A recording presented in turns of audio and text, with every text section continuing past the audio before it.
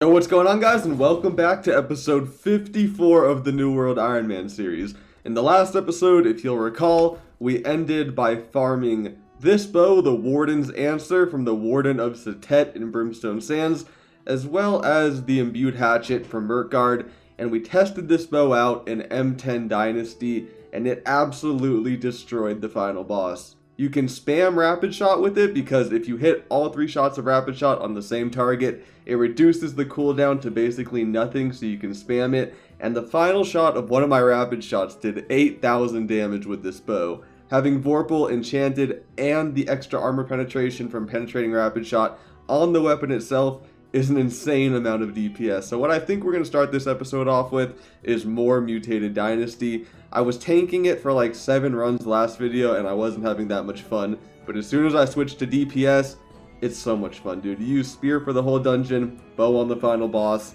it's a blast. Oh my goodness, and I forgot that we swapped to the Isabella's breastplate at the end of last video. I almost forgot to upgrade that before going into an M10. That would have been a disaster. Oh yeah, 11,273. You just cannot beat the Heart Rune of Detonate inside of a corrupted dungeon. It does arcane damage, so it's super effective. It's just so much fun, dude. It's very surprising, but Dynasty is actually the fastest mutation I've done in a while. Even faster than Genesis and Lazarus these days. 22 minutes and we're on the final boss. Easy gold, no question about it. Oh, I forgot to apply a coating, but still 7,000 damage right there. And watch the cooldown. It went from 12-second cooldown to 4-second cooldown on Rapid Shot. Man, when you land all the hits on the same target, it's pretty much spammable.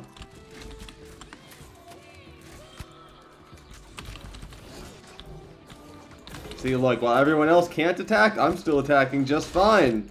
I don't know. Obviously, in a multi-mob scenario, bow does suck for DPS, but on a one-on-one, if you got the right bow, it does just fine.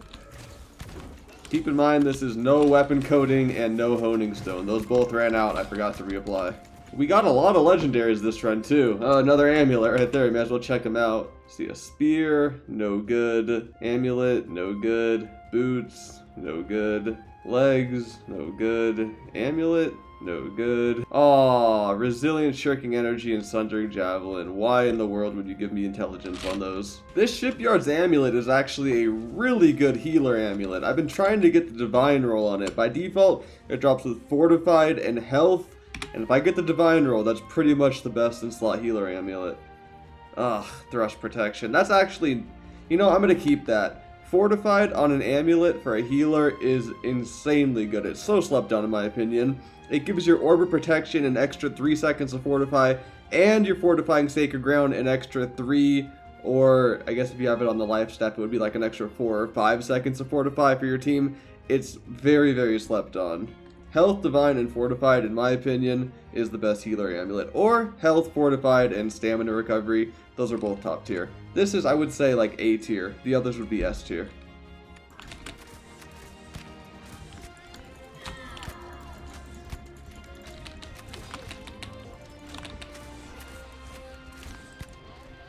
$8,000? Sheesh, man. I don't even have a weapon coating on this bow. I can't get over that. Dude, the Rapid Shot is insane. Following up with a penetrating shot. Yeah, dude, this is actually competent DPS with the bow. It's insane. Bow gets such a bad rap, and I get it. In some situations, it does deserve a bad rap, but not here. This is extremely good. We're gonna finish this like right around 25 minutes. Oh, we just got a keen, vicious, refreshing move, Fire Staff. Wow, with pure intelligence on it too. What a snag, man. That was the last run for now. I gotta go cook dinner. But what a drop to end on. What about this? See, this drops with Corrupted Bane and Repulsing Stopping Power by default, and I don't know why. Musket's already in a bad enough spot, man. No one uses Stopping Power. Give it Shooter Stance or something. No, we finally got one of the cool looking tower shields, the ones with conditioning, and it sucks. It doesn't even have sturdy on it. I've been hunting one of these with like conditioning, sturdy, and refreshing ward. As long as it has sturdy and refreshing ward, I would just use it for the skin, regardless if the conditioning was relevant or not. These things look so freaking cool for tanking. Ew, what the heck is that?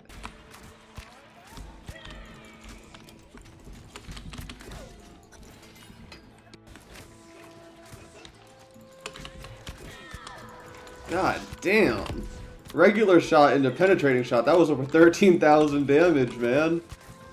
Ooh. I missed the headshot on the final one, but that was a lot of damage. There we go. Oh, big numbers. Oh, hold on. We just landed a banger pair of pants. These defiled leather pants of the Nomad. Con and Focus medium pants with Freedom, Shirking Fort, and Shirking Energy. Those are super nice. I think I already have a pretty much best in slot pair of healer pants for PvP, but these could be used for either PvP or PvE since they don't have resilient. Oh my goodness, we are running with some demons. We just reached the final boss at 17 minutes and 38 seconds. By far the fastest run I've ever had. Oh my god. Oh my god, we're barely gonna miss the sub 20. No! I'm using my spear just because it has a weapon coating applied to it and my bow doesn't, so I thought it would be faster DPS generally. Oh yeah, we're gonna miss it for sure. Dang it, so close. I've never had a sub 20 here. Though the bow is nice for this part. No! 5 seconds over, that's terrible. Oh, my fastest run so far this week, other than this one, was like 25 minutes and 35 seconds, so this was still 5 minutes faster. 20 minutes and 24 seconds. The funny thing is that definitely would have been below 20 minutes if one of the barrels didn't bug. Right now, as Dynasty currently stands, you have to do the barrel part twice. You have to plant the barrel, let them kill it, and then replant the barrel because the taunt is bugged there for that part. Yeah, one of the barrels just bugged on us. If we didn't have to place that down twice, that definitely would have been sub 20. That's so annoying. Oh, the barrel bugged again. This was going to be a 19-minute run, and now once again, it's going to be 21 minutes. That actually would have been an 18-minute run. 20:36 is the time we ended on, and I counted that barrel cost us 1 minute and 42 seconds.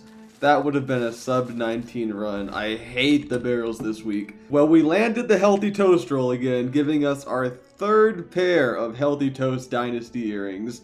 These, as far as I'm concerned, are the best strength earrings in the game. It's nice to have 3 pairs of them now.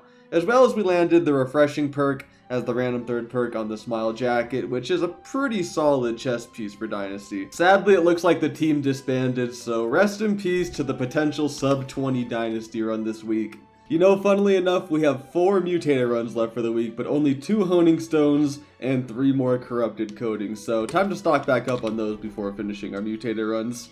I just went to go mine. There's so many freaking items, dude. Sort by have materials. Just went to go mine the stone blocks. We can make 53 more of those. And I'm pretty sure I have the materials for, what are they called? The coatings. The tier 1s are very easy to make. Alright, there we go. Enough materials to make 20 more weapon coatings. I'd like to make a stack of 100, but unfortunately, these weigh so freaking much I can't carry that many more on me. I'm already near weight capacity literally all the time. This stack is 14.5 pounds. That is totally uncalled for, Amazon. And that's one of the downsides about being a DPS. If I'm healing or if I'm tanking, I don't need to worry about the honing stones and coatings, but if I'm DPSing, you bet your butt I'm gonna have them. These are a must-have if you're DPSing. And it can be kind of annoying to keep up with on this account, but especially at Dynasty, DPSing is so much fun.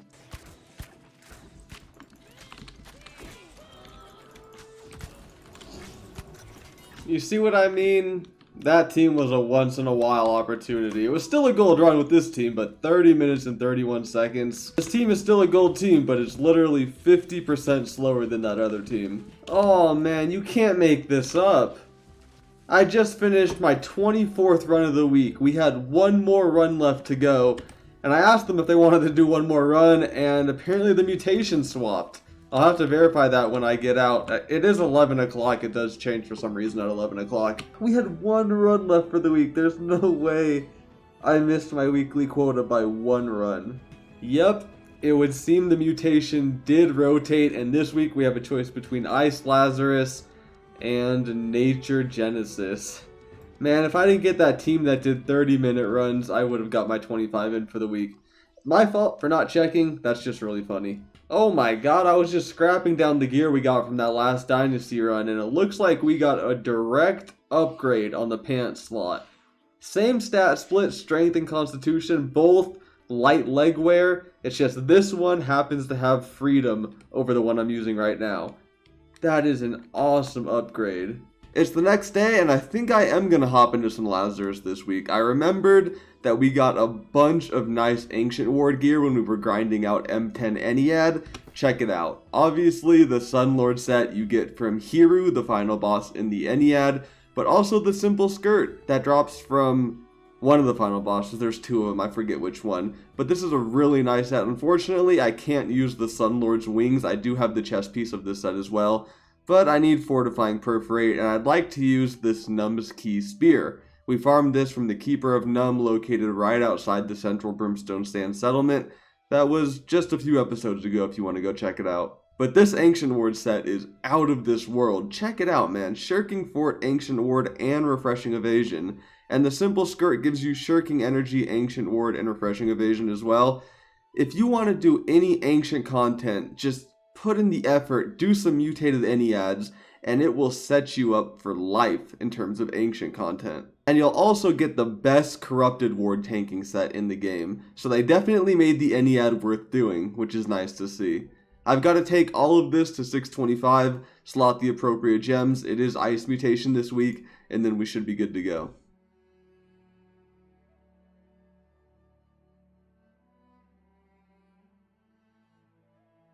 Got our 3 pieces of the stone cutting set on. Let's see if it pays off. The one time I remember to put my stone cutting set on and I don't get a single bonus, I swear it's bad luck to put this freaking set on, dude. There we go. All gemmed up for the week. Full Ancient Ward, Fortifying Perforate, Rogue, and Ancient Bane Spear with the topaz in it. This is going to be a blast.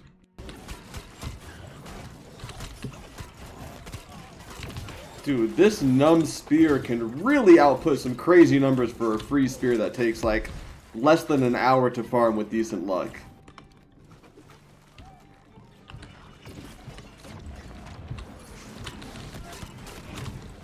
God, the 10k AoE completely changes the dynamics of this part. I gotta say, DPSing with the Sunlord set and the Brutal Heartrune of Detonate is just a blast right now. The thing that sucks about using Rogue at Lazarus is I don't think you can backstab Scylla. I know for a fact you can't backstab Shardis, but I can't find a spot where it's guaranteed crits on Scylla. Though Rogue is still the best perk to have on your weapon here other than Bane, because it is still the biggest increase in DPS. All the other bosses are still very easily backstabbed, and Rogue is just a powerhouse. Dang, finished Scylla before 11 minutes. Let's go. Really good player selection this week.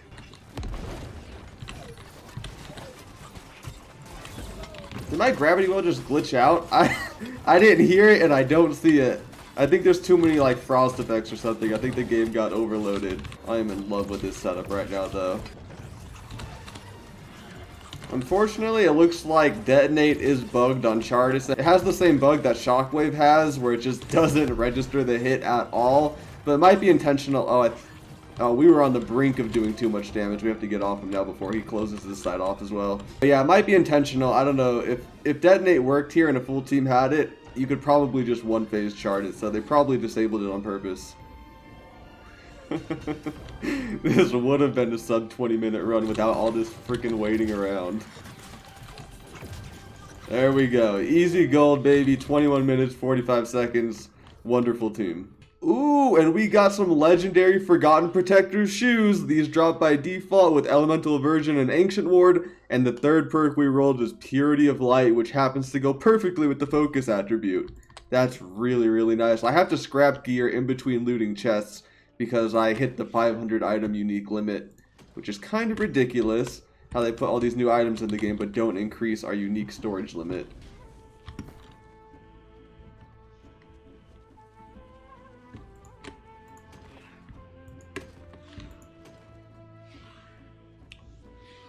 Oh my god, what the? Wait, I didn't even notice we got this. This is our first legendary attunement weapon in like forever. I think this is literally the first one on the account after probably close to 500 M10s, and it's freaking amazing.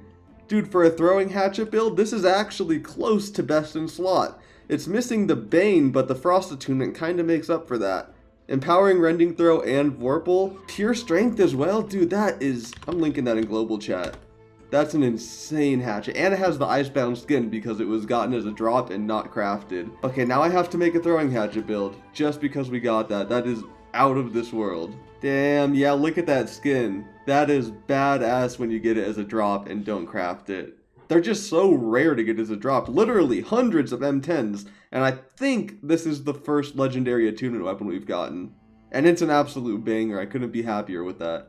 And this is what seems to be the best throwing hatchet build right now. I know there's other variations on the Berserker tree you can use, but they buffed this one on the right. I'm pretty sure the persistent hindrance, and it's really good. It's like a flat 12% damage buff. Plus it extends hatchet debuff durations. We have the topaz on us as well. Let's slot that into the hatchet, take it to 625. And next time we get to Chartis, I'll throw it on and test it out. It's pretty easy to headshot Chartis.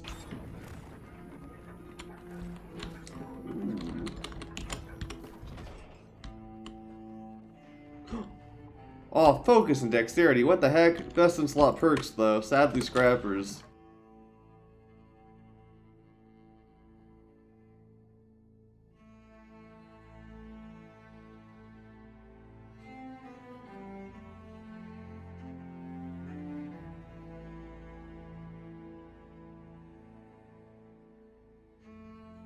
Keep in mind that footage you just saw, the hatchet had no honing stone and no coating on it. So that was just a base damage throwing hatchet. I think that was actually pretty impressive. I'm going to do more testing with this setup, but we're going to be ending this episode here, so thank you very much for watching. Leave a like and subscribe before you head out, and I'll catch you guys in the usual 3 days with the next upload. I have some science to do with this throwing hatchet.